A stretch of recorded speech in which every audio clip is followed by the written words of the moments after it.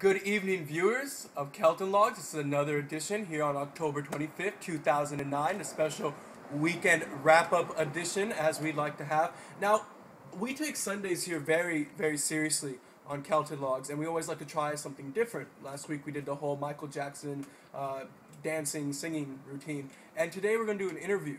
Now, the reason we're doing an interview is I don't know if anyone out there has happened to catch CNN and Soledad O'Brien's hard-hitting investigative reporting in the documentary Latino in America.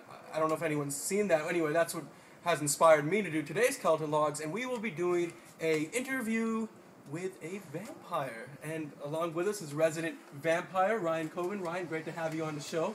It's a pleasure to have you, first guest on Kelton Logs. Tell me, Ryan, a little bit about what it's like being a vampire in America, what it's like growing up as a vampire. Do you get treated badly at school? What are the stereotypes that you find insensitive? Please. The vampire experience in this country is at once exhilarating and at times very tough, because when you're in school and your friends don't have fangs, they don't look like you, they don't suck blood, you're turning into a bat when you're talking to your friends and you fly away. Those things are very trying on friendships.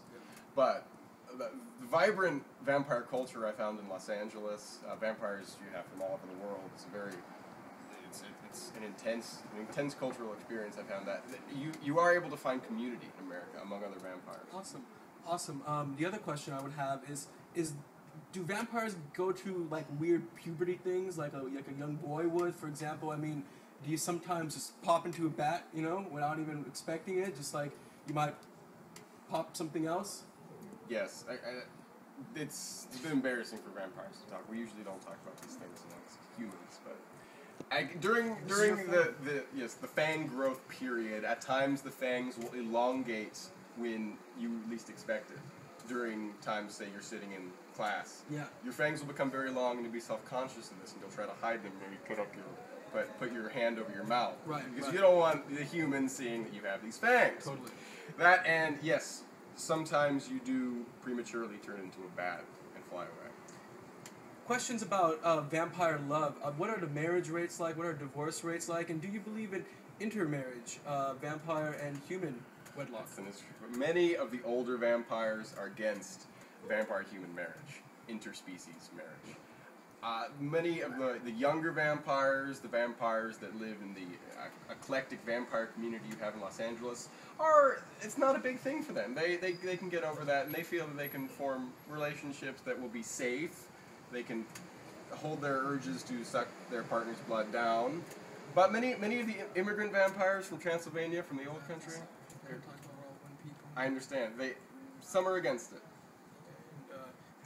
But I'm not. And respect, right? Respecting all people. Vampires are no different from anyone else, right? No, it doesn't matter if you're vampire or human. Thank you. All right, and with that concludes the interview with a vampire. We'll be moving on now to our next segment, which is the rebirth of Alex Smith. Oh, yeah, sorry. You can leave now. Your part is finished. Some people, right? Today, I watched the Niners and Texans, and it started ugly. It started real ugly. Sean Hill couldn't throw the ball for the life of him. It looked absolutely horrible. And with him, his career died in the first half.